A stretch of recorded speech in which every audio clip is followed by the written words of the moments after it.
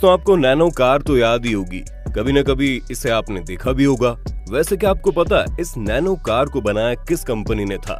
जी हाँ, आप सही है, उस कंपनी का नाम है टाटा मोटर्स। अब टाटा मोटर्स कुछ बनाए और वो सुर्खियां ना बटोरे, ऐसा कैसे हो सकता है? लेकिन इस बार टाटा मोटर्स ने ना कुछ लॉन्च किया और ना ही किसी और कारण से वो सुर्खियों में। दोस्तों क्या आपको इस बात का पता है कि एक बार फिर से टाटा कंपनी को एक ऐसा टेंडर मिला है और ये टेंडर किसी एक स्टेट का नहीं बल्कि 5 स्टेट्स का है। इस टेंडर के बारे में जानकर आपको हैरानी होगी क्योंकि इससे फायदा नेचर का भी होगा। जानना चाहते हैं तो बने रहिए वीडियो के एंड तक। वैसे दोस्तों जाने अनजाने आज ये टाटा कंपनी हमारे घर तक घुस आई है। टाटा नमक से लेकर Tata Motors, Tata steel, Tata power, Tata consultancy services, Tata T, Tata chemicals, Indian hotels और टाटा टेली सर्विसेज और पता नहीं क्या क्या। क्यों सही बोल रहे हैं ना हम? आपको जानकर हैरानी होगी अब तक टाटा समूह की कंपनियां 100 से अधिक देशों में सुई से लेकर टैंक तक का कारोबार कर रही है। पर दोस्तों आप जितना आसान इन सब को समझ रहे हैं, दरअसल वो इतना आसान भी नहीं था।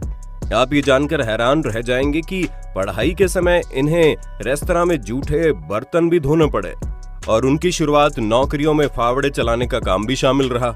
दोस्तों आज की इस वीडियो में हम आपको रतन टाटा के बारे में भी कुछ ऐसा बताएंगे जिसको जानने के बाद आप दंग रह जाएंगे और आपको भी ये समझ में आ जाएगा कि किस्मत मेहनत से खुलती है, हाथ पर हाथ रख के बैठने से नहीं। खैर वीडियो को शुरू करें उससे पहले आपको क्या करना है याद है ना? जी हाँ दोस्तों, वीडियो को लाइक और चैनल को सब्सक्राइब करना है तो कर दीजिए। चलिए बताते हैं आपको टेंडर और रतन टाटा के बारे में। दोस्तों हम सीधा टेंडर पर पहुंचे उससे पहले आप थोड़ा सा रतन टाटा के बचपन और उनके स्ट्रगल के बारे में जान लो। दोस्तों रतन टाटा की जिंदगी भी इतनी आसान नहीं रही। बता दें रतन टाटा का जन्म 28 दिसंबर 1937 को सूरत यानी गुजरात में हुआ था। उनके पिता का नाम नवल टाटा और उनकी माता का नाम सोनू टाटा है। उनके दादा का नाम श्री जमशेद जी टाटा था।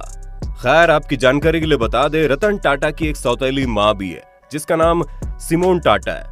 बताया जाता है जब रतन मात्र 10 साल के थे तभी उनके माता पिता अलग हुए थे। ऐसे में वो अपनी दादी के साथ रहते थे। रतन टाटा ने खुद बताया कि उनके पेरेंट्स के डिवोर्स के कारण वो कई दिनों तक परेशान रहे।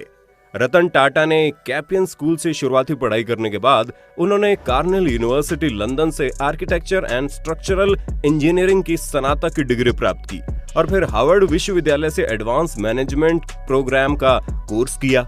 बताया जाता है उन्हीं दिनों की बात है जब रतन टाटा को जहाज उड़ाने का शौक सवार हुआ। अमेरिका में उन दिनों फीस भरकर विमान उड़ाने की सुविधा देने वाले सेंटर खुल चुके थे और सबसे अच्छी बात ये कि उन्हें अपना ये शौक पूरा करने का सुनहरा अवसर भी मिला। लेकिन दिक्कत ये थी कि सिर्फ पैसों की, क्योंकि तब उनके पास इतने पैसे भी नहीं थे और ना ही उन्हें उतने पैसे मिलते थे कि वो उस इंस्टीट्यूट की फीस भर सके। विमान उड़ाने की फीस जुटाने के लिए उन्होंने कई नौकरियां भी की और इसी दौरान उन्होंने कुछ समय के लिए रेस्तरां में जूठे बर्तन धोने की भी नौकरी की। कहानी यही खत्म नहीं होती दोस्तों। परिवार के व्यवसाय से जुड़ने से पहले उन्होंने अमेरिका में 2 साल तक एक आर्किटेक्चर कंपनी में नौकरी भी की। जब 1962 में उन्होंने अपनी पहली जॉब की, उन्हें अपनी पहली नौकरी टेल्को के टॉप फ्लोर पर मिली। इसके बाद उन्होंने टाटा स्टील के साथ करियर की शुरुआत की। टाटा स्टील में उनकी पहली नौकरी ब्लास्ट फर्नेस टीम में काम करने की थी। इस काम में रतन टाटा फावड़े चलाकर चूना पत्थर उठाया करते थे। आपको जानकर हैरानी होगी जिस कंपनी से रतन टाटा ने अपने करियर की शुरुआत की थी आज वो कंपनी खुद रतन टाटा की है। इसके बाद उन्हें एक बहुत ही रेप्यूटेड कंपनी IBM से नौकरी का बढ़िया प्रस्ताव भी मिला, लेकिन रतन ने उस प्रस्ताव को ठुकराकर अपने पुश्तैनी बिजनेस को आगे बढ़ाने की ठानी। अब दोस्तों ऐसा भी नहीं है कि रतन टाटा ने अपने पुश्तैनी बिजनेस ज्वाइन कर लिया और उन्हें फिर कभी हार का सामना नहीं करना पड़ा। साल 1971 में रतन को नेल्को में डायरेक्टर इंचार्ज बनाया गया। अब चूंकि उस वक्त कंपनी की स्थिति उतनी ठीक नहीं थी, इसलिए उन्होंने कंपनी के हिस्सेदारी को बाजार में बेचने का फैसला लिया। बेचने से पहले इस कंपनी का शेयर मार्केट में 2% हिस्सा था, जिसे रतन टाटा ने 20% कर दिया। इसके बाद सब कुछ बिल्कुल परफेक्ट चल रहा था, लेकिन तभी हमारे देश में आपातकाल लग गया, जिसकी वजह से कंपनी आर्थिक लॉस में आ गई। अब आर्थिक लॉस की वजह से यूनियन भी हड़ताल पर चली गई और कंपनी को बंद करना पड़ा।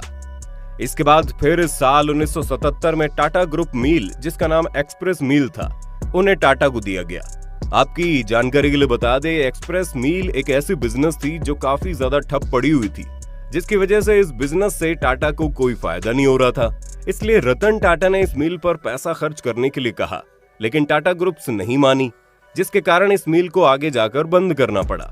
ऐसा ही करते करते रतन जी को बहुत सारी कंपनियां दी गई। इसके बाद आता है साल 1991, जब रतन टाटा को उत्तराधिकारी बनाया जाता है और वहीं से टाटा कंपनी का रुख ही बदल जाता है। इसके बाद से टाटा कंपनी ऊंचाइयों को छूने लगती है। अपनी कंपनी का अध्यक्ष बनने के बाद उन्होंने कंपनी में बहुत सारे अहम फैसले लिए जो पहले लेना उनके लिए मुमकिन नहीं था, पर इतने सारे फेलियर के बाद उन्हें अपने स्किल के बारे में पता चल चुका था। उन्होंने खुद एक इंटरव्यू में बताया कि वो पहले इन सभी कंपनियों को बंद करने से रोक सकते थे, लेकिन उस वक्त उनकी बात किसी ने नहीं मानी। इतना ही नहीं दोस्तों, जिन जिन लोगों ने रतन टाटा को नीचा दिखाया, आज वही कंपनी खुद रतन टाटा की है। आपकी जानकारी के लिए बता दें, आज की डेट में टाटा ग्रुप की कंपनियों की कुल वैल्यूएशन 7.5 लाख करोड़ रुपए है। खैर चलिए दोस्तों, अब आते हैं उस टेंडर पर जिसका इंतजार आप तब से कर रहे हैं। जरा ध्यान से सुनना।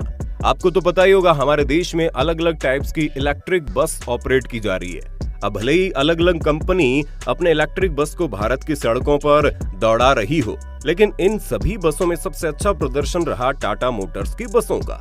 इसी अच्छे परफॉर्मेंस की वजह से अभी हाल ही में CESL की तरफ से एक टेंडर को इनवाइट किया गया। बता दें, टेंडर प्राइवेट नहीं बल्कि सरकारी टेंडर था। इस टेंडर के तहत भारत के अलग अलग स्टेट्स में करीब 5450 इलेक्ट्रिक बसों को ऑपरेट करना है। इसी टेंडर को टाटा मोटर्स कंपनी ने आखिरकार अपने नाम कर लिया है। आपकी जानकारी के लिए बता दें, यहाँ पर टाटा मोटर्स बहुत ही लोवेस्ट बिडर के तौर पर सामने आई है। दोस्तों, इस टेंडर के तहत टाटा मोटर्स लगभग 5 करोड़ की लागत से इंडिजिनस रूप से भारत के अंदर ही रहेगी। इन बसों को इंडिजिनस रूप से तैयार करने का मतलब भारत में मेक इन इंडिया मिशन को बढ़ावा देना भी है। इस टेंडर को अपने नाम कराने के लिए टाटा मोटर्स के सामने बहुत सारी कंपनियां खड़ी थी, जैसे कि स्विच मोबिलिटी, इलेक्ट्रा ग्रुप, वर्बो ग्रुप, आयशर मोटर्स। अब भले उस टेंडर को पाने के लिए पार्टिसिपेट सबने किया था, लेकिन टाटा मोटर्स को पीछे छोड़ना सबके बस की बात नहीं है और आखिरकार ये टेंडर टाटा मोटर कंपनी के हाथ में आ गया। टाटा मोटर्स की सभी 5 कैटेगरी में सबसे कम बोली है। कंपनी का डिस्कवर्ड प्राइस 15.48% कम रहा। 12 मीटर बस के लिए सबसे कम प्राइस 43.49 रुपीस प्रति किलोमीटर और 9 मीटर बस के लिए 39.21 प्रति किलोमीटर है। ये कीमतें डीजल बसों को ऑपरेशन कॉस्ट के बराबर या उसके बहुत करीब है और इसमें बसों की चार्जिंग के लिए बिजली की लागत शामिल है। जैसे कि हम पहले ही बता चुके हैं, इस टेंडर में 5 कैटेगरी होगी। इसमें से 12 मीटर की लो फ्लोर AC बस, नॉन AC बस और साथ ही होंगी स्टैंडर्ड फ्लोर नॉन AC बस। ये बस करीब 1.47 बिलियन किलोमीटर के ट्रैवल को पूरा करेंगी, जिसकी वजह से ये बस 1.88 बिलियन फॉसिल फ्यूल को सेव करने वाली है। इसके चलते टेल टाइप एमिशन से 3.31 मिलियन टन CO2e होगा, जो जलवायु परिवर्तन को कम करने की दिशा में बड़ा कदम है। अब यहाँ इससे नेचर पर अच्छा इफेक्ट पड़ेगा। वहीं इलेक्ट्रिक बस कई सारे लोगों को रोजगार भी देगी। बात अगर इस बस से मिलने वाली फैसिलिटी की करें तो ये फुल इलेक्ट्रिक बसें 328 HP की अधिकतम पावर और 3000 Nm का अधिकतम टार्क जनरेट कर सकती है।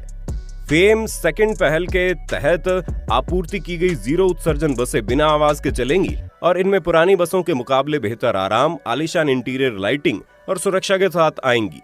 Ultra carbon 9x9 AC electric बसें भी regenerative braking system, new generation के टेलीमेटिक्स और एक high security intelligent transport system से लैस होगा। इतना ही नहीं दोस्तों, इस बस में शारीरिक तौर पर अक्षम व्यक्ति भी आराम से सफर कर पाएंगे। अब आप इन्हीं सभी चीजों से अंदाजा लगा सकते हैं कि आने वाले टाइम में बस क्या कमाल करने वाली है।